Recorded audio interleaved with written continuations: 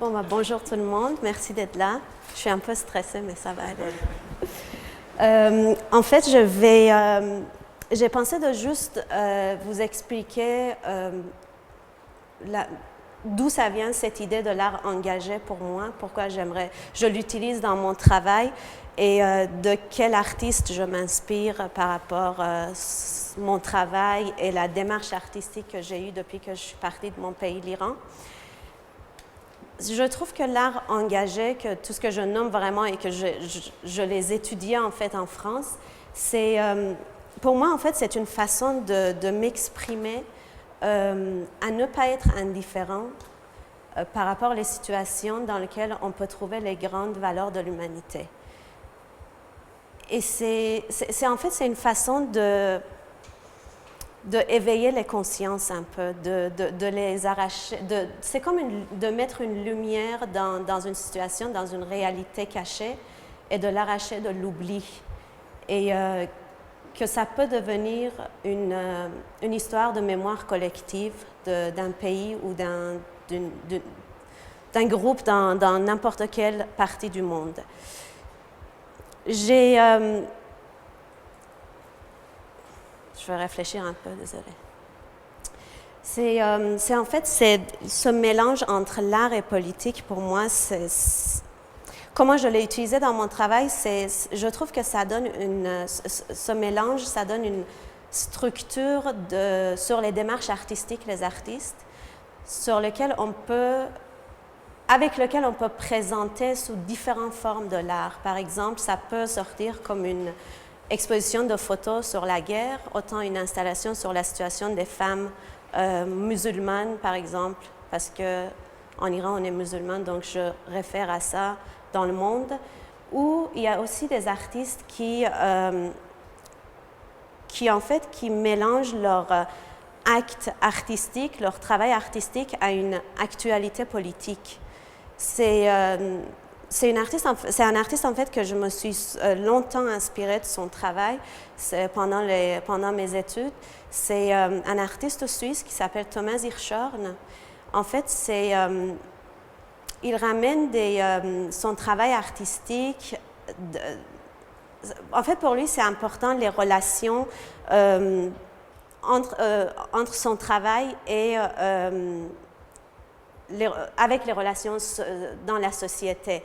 Par exemple, un travail qu'il a présenté, il a emprunté quelques œuvres le Centre Pompidou à Paris et il l'a présenté aux banlieues de Paris, dans la rue, pour juste montrer que l'art, il ne faut pas que ça soit juste dans les musées, pour que les gens puissent venir voir dans les lieux qui sont quand même faits juste pour l'art. C'est une façon en fait de montrer que pour moi c'est l'acte qui compte, qui peut ramener, qui peut définir et qui peut créer une œuvre d'art. Et je m'inspire aussi beaucoup des artistes chinois en fait, qui sont quand même les artistes les plus engagés à notre jour dans l'art contemporain. Le plus grand qui s'appelle Ai Weiwei, si je prononce bien. Je prononce bien. Donc, c'est un artiste, un architecte et un activiste chinois.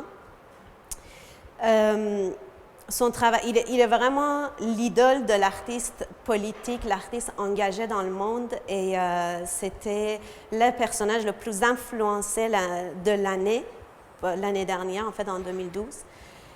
C'est quelqu'un qui...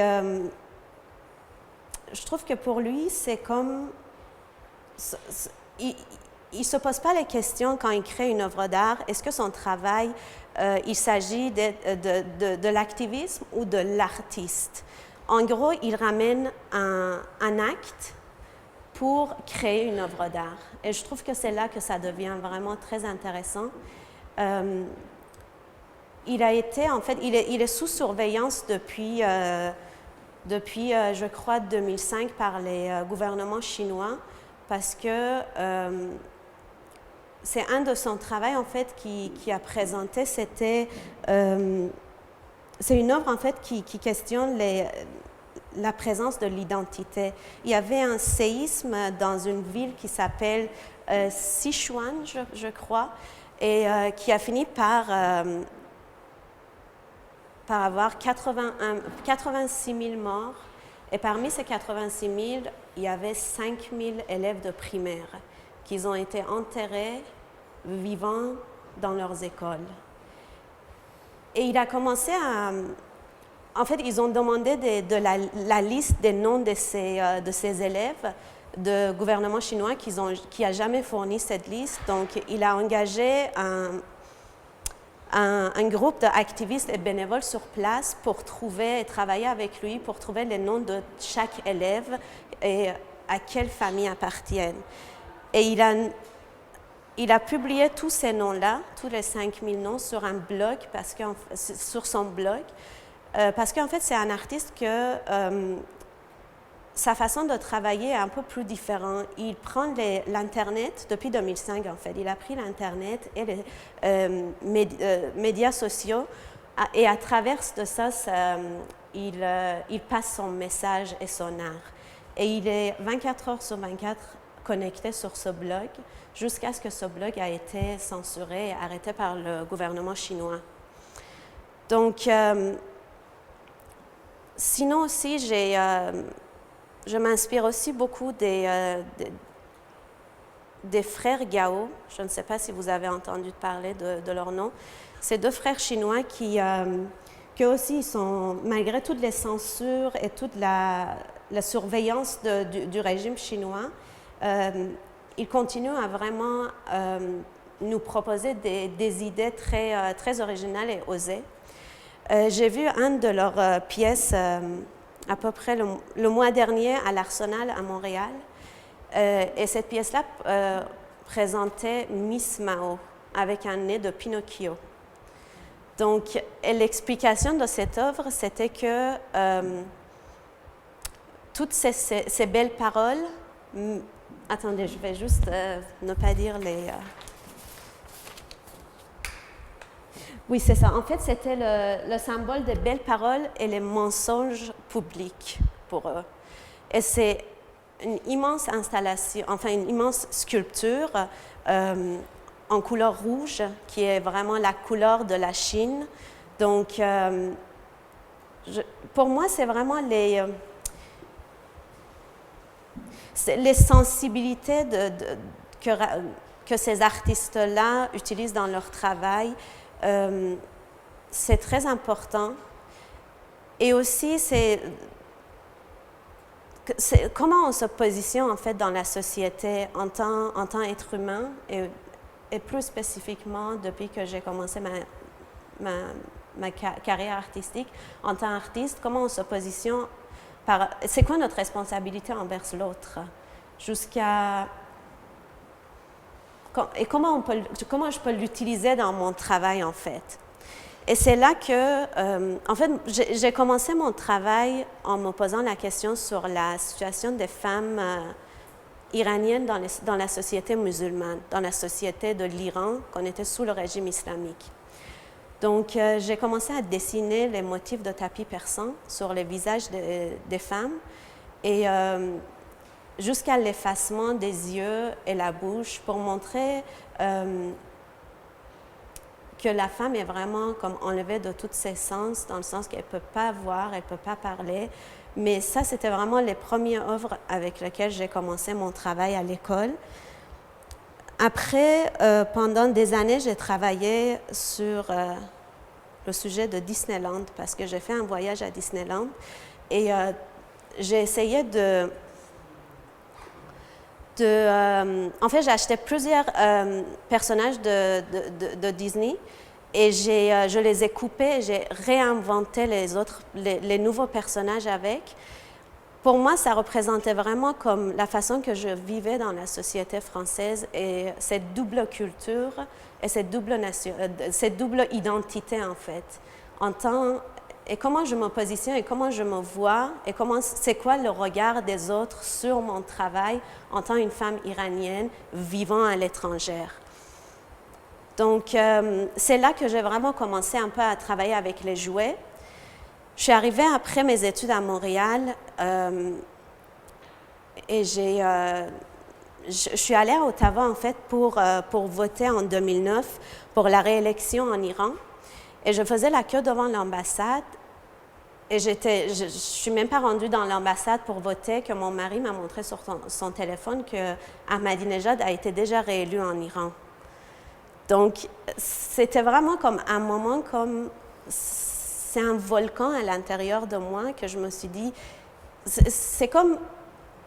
J'ai abandonné un peu l'idée de tout ce que je faisais à date. Et là, je me suis dit, il faut que mon travail devienne vraiment très engagé et que je puisse passer mon message en tant qu'une femme qui ne peut pas retourner en Iran à cause des raisons que j'ai eues, de passer mon message à travers mon art. Donc, c'est à partir de ce moment-là, en fait, que j'ai décidé d'illustrer ces événements de la réélection de Mahmoud Ahmadinejad en 2009 et toutes les manifestations qui ont eu lieu et de travailler sur les mémoires de ces prisonniers politiques, que pour moi, ça crée le mémoire collectif de mon pays, en fait. Donc, j'ai commencé mon travail par une installation qui s'appelait Mahmoud le Méchant. Et c'était la pièce principale de l'installation, c'était le prison Evin. C'est la prison dans laquelle les prisonniers politiques en Iran, ils ont été emprisonnés depuis 2009, mais depuis très longtemps, mais mon travail, c'est plus depuis 2009 qui analyse cette situation. Et c'est là que je me suis dit, OK, j'ai besoin d'un type de matériau qui puisse attirer le regard des spectateurs, parce que le contenu de travail est quand même très lourd. Donc, j'ai décidé d'utiliser les bonhommes de Lego, parce que je trouve que c'est un type de matériau qui est familier à n'importe quelle nationalité. N'importe quel enfant a passé par les Legos ou il a joué avec les Legos, plus part dans le monde. Et les soldats en plastique, que j'utilise souvent dans mon travail aussi. J'utilise aussi, en fait, j'ai créé plusieurs installations que le contenu reste toujours tout ce qui se passe dans les pays de dictature. Parfois, j'étais très touchée d'analyser la situation que le mouvement a commencé en Iran et que ça a été repris dans les pays de Moyen-Orient et que c'est quand même, il y a plus ou moins, il y avait les avancements, malgré que parfois, par exemple, en Égypte, l'avancement n'était pas positif. Et on est encore, c'est plus compliqué. Mais ils ont réussi vraiment à avancer un peu plus que l'Iran, que je trouve qu'on tourne encore en ronde, malgré qu'on était le déclencheur de ce mouvement dans le monde arabe. Donc, je me suis dit aussi que j'ai vraiment besoin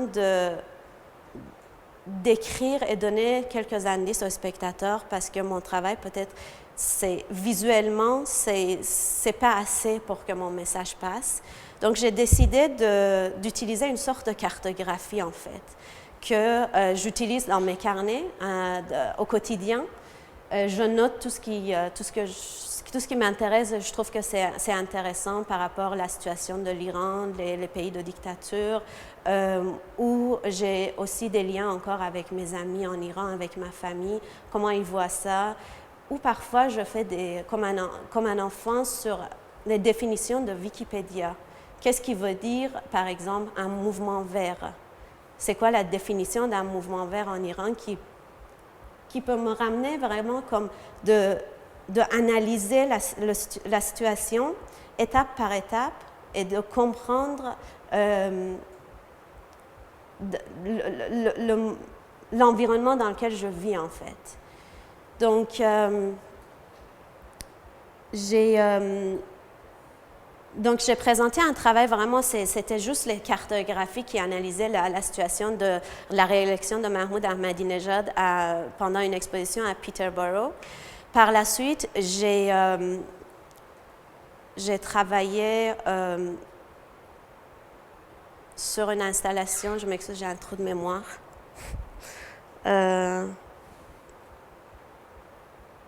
Oui, par la suite, j'ai travaillé en fait sur une nouvelle installation qu'on avait des... j'ai suspendu un immense plafond sous le vrai plafond à la hauteur des échelles enfants. Et les gens étaient obligés d'être à genoux, rentrer dans le trou pour voir tout ce qui se passe sous le plafond, qui était en fait qui parlait de conflits d'armées autour du monde, mais plus spécialement en Iran. Et c'était la seule installation en fait que les écritures étaient en persan. Donc, je voulais savoir comment les spectateurs arrivent à connecter avec ma langue maternelle, qui n'était pas à 100% réussie en fait. Les gens souhaitaient plus de pouvoir lire malgré que les traductions étaient là. Mais moi, je trouve que l'écriture persane et la calligraphie persane avec lequel je m'inspire aussi, que j'utilise dans mon travail, était important pour le visuel de mon travail à ce moment-là. Donc, j'ai aussi présenté une installation qui s'appelle Dictator in His Town, qui a été présentée à Cambridge Gallery, dans laquelle j'ai vraiment utilisé ça. C'était vraiment plus spécifiquement tout ce qui s'est passé pendant le printemps arabe. Donc, j'ai utilisé à peu près 5000 bonhommes de Lego qui confrontaient contre 3000 soldats en plastique sur un immense espace de la galerie, toujours avec les écritures. Et cette installation-là, en fait, que c'est un très nouveau travail. Je suis très contente dans le sens que j'ai essayé d'utiliser les nouveaux éléments parce que je trouvais que j'ai commencé à me répéter. Et ça, c'était quelque chose qui m'a... Je n'étais pas convaincue de visuel de mon travail, donc j'ai décidé de ramener le dessin parce que ça faisait longtemps que depuis l'école, j'ai abandonné le côté de dessin. Donc, j'ai décidé d'utiliser le dessin et je me suis inspirée par le jeu d'enfants Lécher les serpents. Mais au lieu de les serpents, je les ai utilisés par les Basiji, les polices cachées du régime islamique. Et les bonhommes de Lego qui, en fait, ça commence l'histoire à partir de là.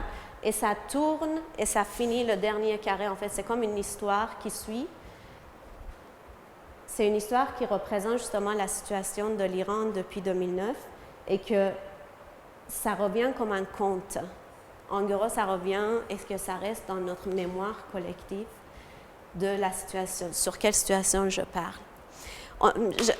Souvent, j'ai plusieurs micro-installations dans mon installation, en fait.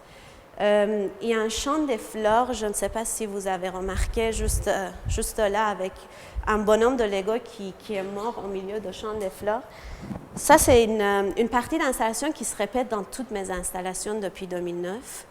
Et je trouve que c'est une scène que moi, j'ai besoin que ça soit représenté à chaque exposition. Parce que ça représente pour moi la première fille, Neda Ara-Soltan, qui a eu une balle qui a été shootée par un Basiji, en fait, et que sa mort a été filmée par un téléphone portable d'un habitant dans la rue et qui a été envoyée directement sur YouTube. Donc, tout le monde, ils ont vu qu'elle était en train de parler et qu'elle était en train de mourir parmi les manifestations iraniennes. Et par la suite, toutes les femmes iraniennes dans le monde, ils ont décidé d'imprimer le masque de Neda et mettre sur leur visage et manifester devant l'ambassade de l'Iran de chaque pays et chaque ville pendant longtemps. Donc, elle est vraiment devenue le symbole de la liberté d'expression et le droit de l'homme en Iran depuis 2009. J'ai aussi travaillé une installation que je l'ai présentée au mois de mai dernier à Montréal. C'est une sorte de cabinet de curiosité, en fait. C'est un immense armoire avec 110 tiroirs, les tiroirs très, très longs que les spectateurs pouvaient ouvrir et manipuler l'œuvre. Et dans chaque tiroir, il y avait la démarche et la vie d'un des prisonniers politiques en Iran. Par exemple, Nasrin Sotoudeh, qui était l'avocate qui a travaillé longtemps pour les autres prisonniers politiques pour le droit de l'homme et qu'elle a été emprisonnée en fait. Et depuis 2 ans, elle est en prison et elle n'a jamais eu le droit de sortir de prison. Donc, pour moi, c'était important de montrer que ces prisonniers politiques, ils existent, ils sont sous la torture et même si... c'est comme la notion de l'oubli et mémoire. Ça peut rentrer dans le... En ouvrant les tiroirs, on les sortait, on les arrachait de l'oubli et en le remettant, ça rentrait dans l'oubli en fait. Ça peut nous arriver aussi d'oublier, mais pour moi, l'acte, c'était important de les arracher de l'oubli. Et en même temps que les spectateurs étaient... ils manipulaient l'œuvre, ils étaient filmés avec une caméra surveillance. Et cette caméra a été projetée sur un site Internet en direct. Donc, par exemple, toutes les gens qui étaient en Iran ou partout dans le monde, ils pouvaient suivre l'acte de spectateur, le moment que la personne ouvrait ou passait un message pour l'Iran. Donc, je pense que j'ai tout dit. Mais j'aimerais beaucoup vous montrer des extraits de vidéos parce que sont très importants pour moi, justement sur ces artistes chinois. Et j'ai un petit extrait en musique aussi que je vais vous montrer. Est-ce qu'il y a des questions ou vous préférez que ça soit après la vidéo? Maintenant. Oui. T'as pas peur, des fois, parce que comme... quand il y a eu des caricatures qui ont été représentées, c'est sûr que c'est leur Dieu, ou c'est le Dieu. Il les représente par rapport à ça. Mais comme là, c'est la police des mœurs ou... En fait, j'ai eu très peur pendant mon vernissage au Centre Mai parce qu'il y avait 2 personnes que je pense qui étaient liées au gouvernement islamique qui m'ont montré des gestes très frustrants, très frustrants.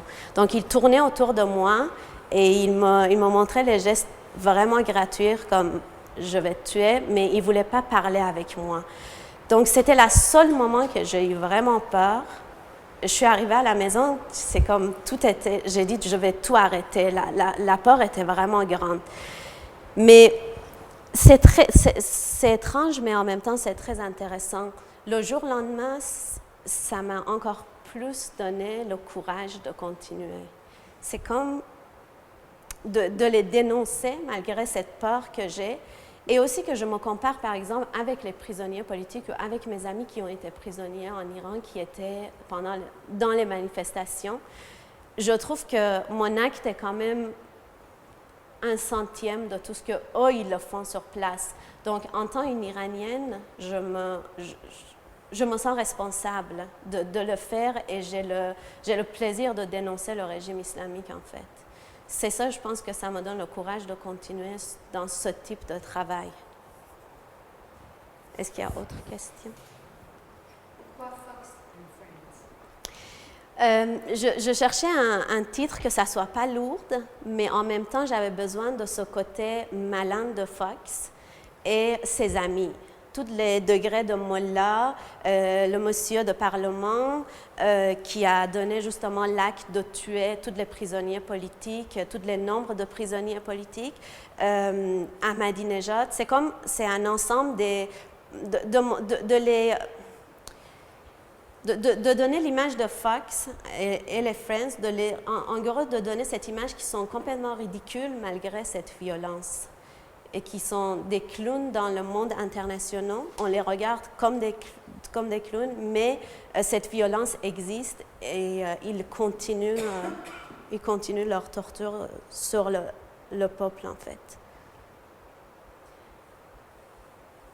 Tu fais une différence entre avant 2009 ou après 2009 ou c'est seulement parce que c'est cette élection particulièrement truquée qui t'a mobilisé? Parce que Ahmadinejad, même l'élection, la première élection d'Ahmadinejad, elle avait une élection volée. Tout à fait, en 2005. quand j'étais à l'école, quand j'ai commencé l'école et qu'en première année, j'avais un professeur, je travaillais avec 2 professeurs qui étaient très engagés dans l'art. Et en voyant mon travail, ils me disaient, on a l'impression que quand tu vas manger quelque chose, tu prends la fourchette et tu le tournes autour de ta tête au lieu de le prendre et le manger correctement.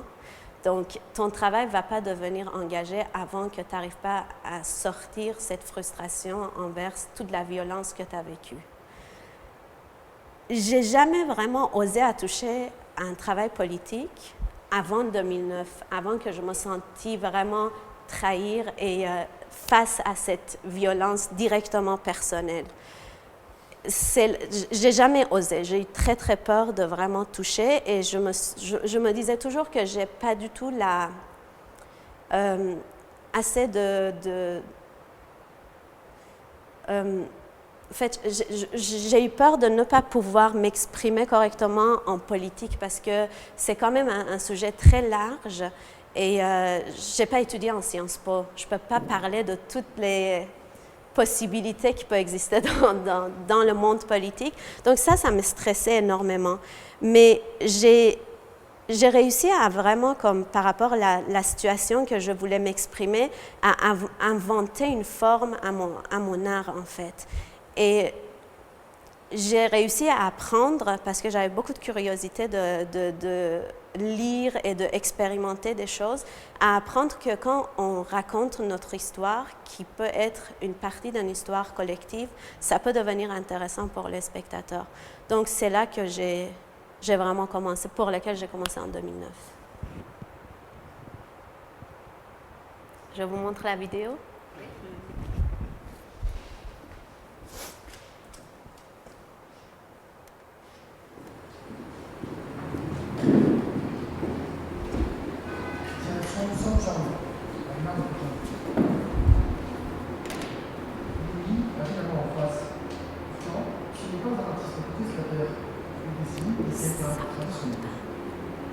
Voici mon atelier. Sur les murs, ce sont mes amis. Son support, être un ami pour le lieu.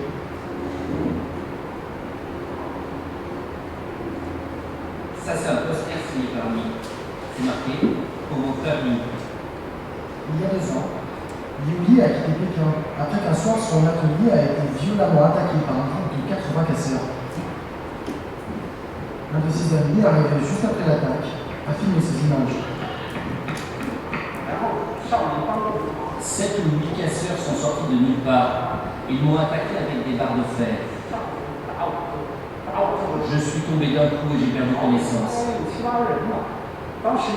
Après cela, je ne me souviens plus de rien. Bilan, 15 points de suture à la tête et une fracture à la jambe. Ces images sont très douloureuses pour moi. C'était un vrai cauchemar. Lors de l'attaque, Yuli a pourtant appelé la police à plusieurs reprises, sans succès. La police a mis tellement de temps à venir. On avait vraiment l'impression qu'ils coopéraient avec les voyous, qu'ils travaillaient main dans la main. Je me rappelle que ce soir-là, un policier m'a dit « Fais de l'art si tu veux, mais ne touche pas à la politique. » Pour ne pas attirer l'attention de la police, certains artistes réalisent leurs œuvres dans le plus grand secret.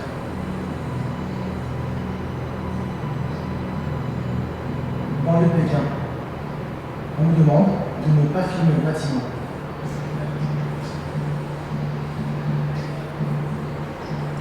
Nous rentrons dans l'atelier secret des frères Gao, 2 des plus importantes figures de l'art contestataire chinois.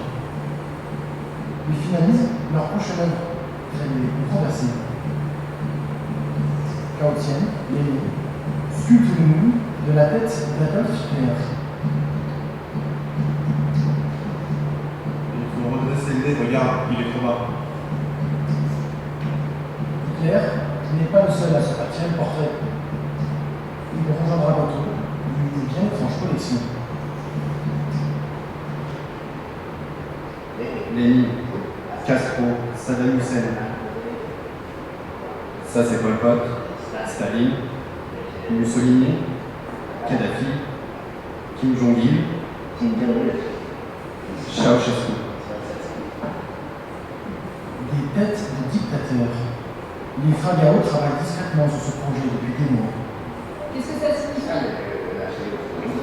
La statue en bas, c'est un homme ordinaire. Toutes ces personnes sont anonymes. Et au-dessus d'eux, dans leur tête, le dictateur. Cela symbolise la relation entre ces deux personnes. Le dernier dictateur de leur collection, le plus sensible, se rappelle du livre. C'est Mao, le père de la nation. En Chine, critiquer Mao est très risqué. Il est considéré comme un pauvre national. Les Fringao ne partagent pas vraiment cette idée. Sous le régime de Mao, des dizaines de milliers de personnes ont été tuées. D'autres ont été torturées ou se sont suicidées. À travers notre art, nous voulons remettre en cause son héritage et la souffrance qu'il nous a apportée. Les Fringao sont devenus célèbres dans le monde entier en 2009 grâce à cette statue en bronze tout aussi subversive. Mao, genou à terre, qui présente ses excuses au peuple chinois. La tête est amovible. Les visiteurs peuvent décapiter Mao. L'image a fait la une des grands magazines d'art. Le New York Times en a même fait sa couverture. Mais en Chine, impossible de sortir Mao de sa cachette. Vous pourriez l'exposer ici, cette statue? Mais vous rigolez? Bien sûr que non, je ne sais même pas où la cacher.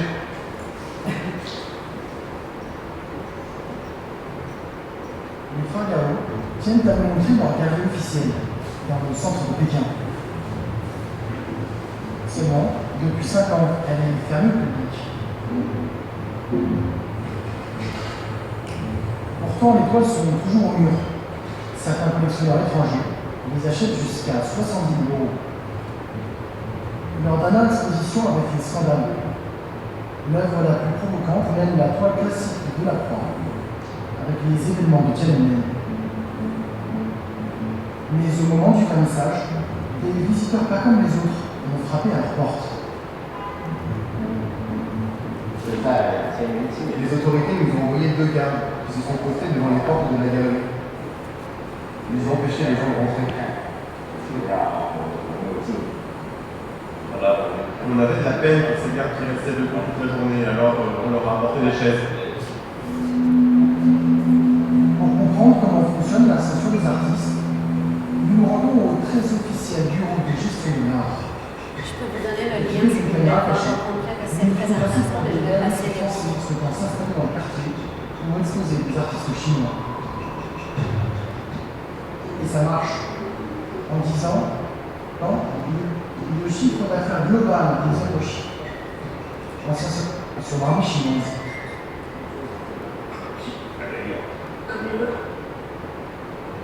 s'est installé. Il est tendu, car il prend un grand risque.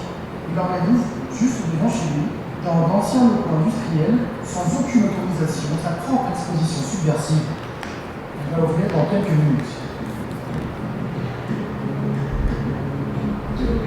C'est pas encore arrivé. Mais là, on vas-y. Pour cette exposition clandestine, Liu Bangming va aussi présenter 6 autres artistes. Ils installent leurs tableaux dans les ateliers du voisinage. La dernière exposition officielle de Liu Bangming remonte à 1993.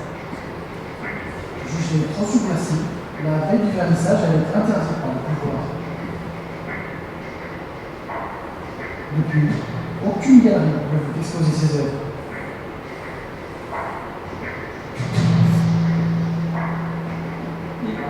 Si personne ne veut nous exposer, alors nous le ferons ici. N'importe quel endroit sur Terre est une potentielle galerie, que ce soit le désert ou les forêts. Pour moi, ça n'a pas d'importance. Aujourd'hui, je suis très heureux de me sentir libre. L'exposition est éphémère. Demain matin, tout doit disparaître. Pour attirer les habitants du quartier, Liu Bangming a eu une grande idée. Il a prévu un barbecue. Certains n'aiment pas ou ne comprennent pas l'art. Mais ce qui est sûr, c'est qu'ils aiment tous le barbecue. C'est un moyen de les attirer progressivement vers l'art. L'artiste guide les premiers visiteurs à travers l'exposition.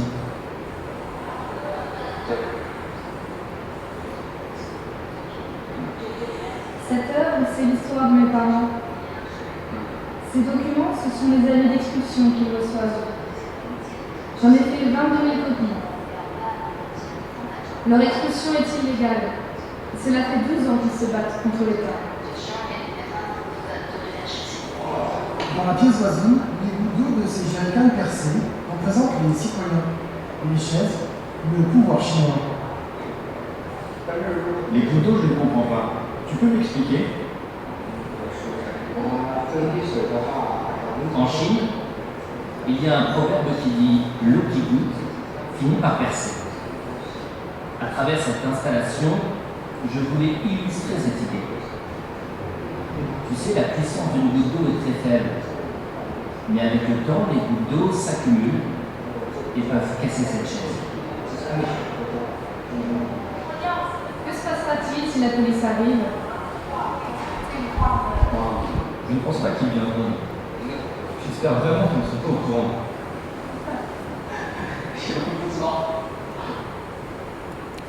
Alors, je vais vous donner le lien. Par contre, j'aimerais aussi présenter une vidéo qui... c'est une sorte de performance qui a été faite par Anish Kapoor en inspirant par une vidéo de Ai Weiwei qui s'est lui-même inspiré par le Gangnam Style, c'est la vidéo la plus vue sur YouTube. Donc, je vais vous montrer ça aussi.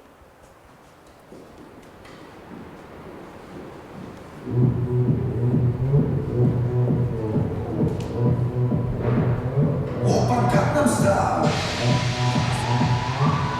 Gangnam Style.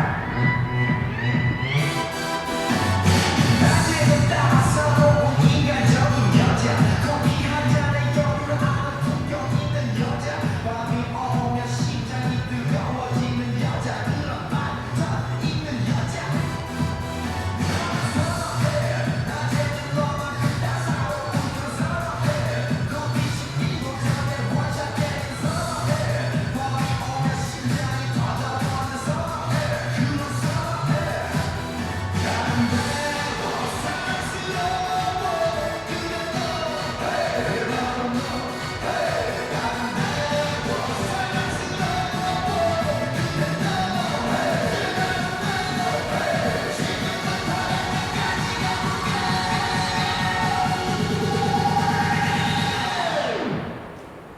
오빤 강남 스타일.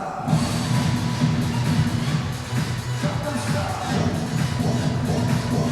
오빤 강남 스타일. 강남 스타일. 오빤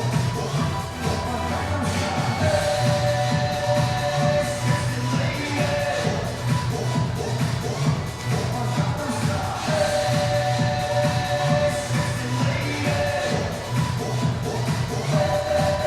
익숙해 보이지만 볼 때 보는 여자. 이때가 싶으면 묻었던 머리 푸는 여자. 가렸지만 웬만한 노출보다 야한 여자. 그런 감각적인 여자. 선호해. 점잖아 보이지만 못된 눈은 선호해. 내가 되면 완전 미쳐버리는 선호해. 변해보나 사상이 보통 볼 거나 선호해. 그런 선호해. Baby 너, 그 위에 나는 너. Baby baby 나는 뭘 좀 아는 너. Baby 너, 그 위에 나는 너. Baby baby 나는 뭘 좀 아는 너. 오빤 강남 스타일.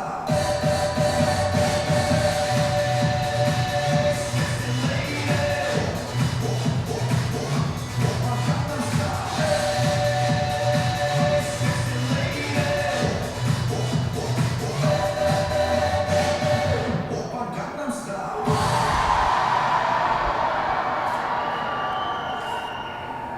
En fait, la raison de présenter cette performance, c'est que c'était une réponse à... Ai Weiwei, en fait, était emprisonné pour 81 jours et il a été... il a eu plusieurs... je ne viens pas le mot. En tout cas, il était emprisonné pendant 80 jours dans un lieu secret et plusieurs musées au monde, ils ont demandé sa libération auprès du gouvernement chinois. Donc, il y a plusieurs artistes qui ont créé des performances pour sa libération et ça faisait partie de un de ça. Donc, voilà, moi j'ai terminé. Si vous avez des questions, n'hésitez pas.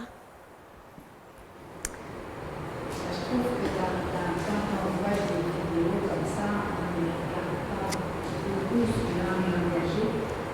Mais est-ce que ça fait partie de, par exemple, une exposition comme ici, il y a une activité dans la tête, c'est là. Mais ça, le créateur de ça, c'est l'artiste Anish Kapoor. OK. C'est lui qui était avec une chemise rose, en fait. Ça fait partie d'une vidéo expérimentale. C'est en fait pour dire qu'on peut présenter quand même, l'art contemporain nous donne quand même cette liberté de présenter sous différentes formes d'expression. J'aimerais juste savoir, à partir de ce que vous avez fait jusqu'à maintenant, le futur, ça ressemble à quoi dans votre tête? Le futur, c'est sûr que moi, j'ai plusieurs projets parce que je trouve que le monde de jouer, ça nous donne une liberté de réinventer et reconstruire. Je peux complètement détruire cette installation et le reconstruire sur place autrement. Donc, cette liberté-là, avec ce monde enfantin, c'est sûr que ça va toujours continuer mon engagement envers la société. Après, ça peut aussi changer dans le sens que comment mon pays continue à exister et comment je me sens aussi, parce que quand même j'habite ici au Canada et je me sens aussi responsable envers la société dans laquelle je vis. Donc, ça peut aussi les choses qui viennent dans l'idée de pouvoir vraiment toucher mon travail pour que ça exprime un peu le côté, je ne sais pas en fait, mais ça m'intéresse de travailler sur le gouvernement canadien par exemple. Il y a quelque chose à faire. Bienvenue. Vous avez votre citoyenneté? Oui. Parfait. À partir de là, je pense que je peux me lâcher. Donc, merci beaucoup pour votre attention. Merci. Je pense que madame a une question. Quand je vois des montages, il y a comme un côté éphémère, hein, qui est installé dans quelques semaines. Donc, est-ce que les artistes travaillent surtout comme ça, sur des montages, Des installations. des installations? Est-ce que il y a des publications? Est-ce qu'à un moment donné, on peut y avoir des livres de développer, non pas seulement la photographie, mais est-ce qu'on peut en faire quelque chose qui demeure tangible? Oui, en fait, moi depuis que je suis c'est d'avoir un catalogue. En fait, c'est un processus assez compliqué et cher. Personnellement, moi, je suis sur le projet avec un commissaire, un critique d'art, et pour travailler et publier un catalogue qui parle de mon travail, mais en même temps qui parle aussi, on a plusieurs rendez-vous avec les gens qui sont intéressés pour écrire un texte sur la situation politique des pays de Moyen-Orient, pour que ce catalogue, en fait, ça touche un peu la situation du pays au complet, qui a un lien avec mon travail aussi. Mais ce sera peut-être dans 1 an et demi, 2 ans. Merci.